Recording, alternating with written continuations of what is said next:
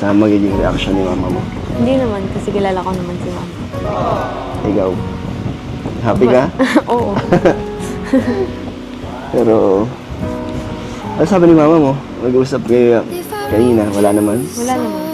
Nung una, syempre, kinabahan ako kasi akala ko nagjo-joke ka lang na sasabihin mo. Ano? Kila mama. Ano din, sinubukan ko lang kay Nanay Imelda kung ano magiging reaction niya. Kung tanggap niya ba ako na maging boyfriend mo. Kaso hindi ko rin na-expect na na masaya din pala siya. Akala ko kasi magagalit siya. Ang mahalaga alam na ni mama mong girlfriend na kita.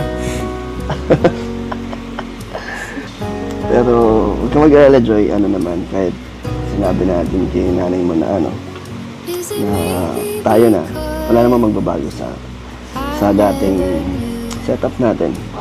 Walang no pressure, hindi ko naman kukunin yung oras mo. Malaya ka pa rin. Gusto ko lang na na nakabakod na ako sa'yo.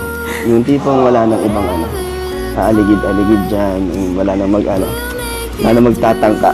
Kasi wala na, may nanalo na. Finish na eh. So, Wala na, tapos na. tapos na?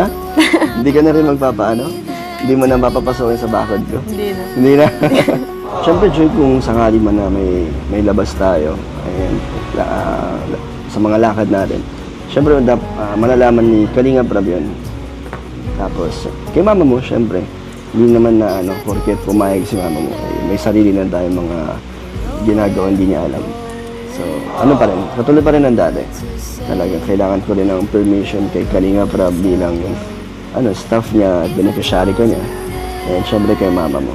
May konting pagbabago lang, nagkaroon lang tayo ng label. Pwede na magselos. Okay. May na ako, may karapatan na ako magselos. Meron ka na rin karapatan magselos. So, pero pag may times, Joy, na busy ka, okay lang. Basta pag may times na busy ka, sabihin mo lang, hindi naman kita pipilitin. Ayoko ma-pressure ka, ayoko maramdaman mo na pressure ka sa atin or sa akin. At syempre yung masakal ka, ayoko maramdaman mo yun. Gusto ko enjoy mo lang kung yung ginagawa mo ngayon, ganun lang. Diba? Kasi ayoko naman maramdaman mo yung baka umayaw ka kagad. Gusto ko rin. Pati ikaw, syempre. Mag-enjoy ka lang din sa ginagawa mo. Syempre, nakasupport lang din ako sa'yo. Ayun. So, basta Joy, pag pwede ka, sabihan mo lang ako pag bawal. Maintindihan ko naman. And ganun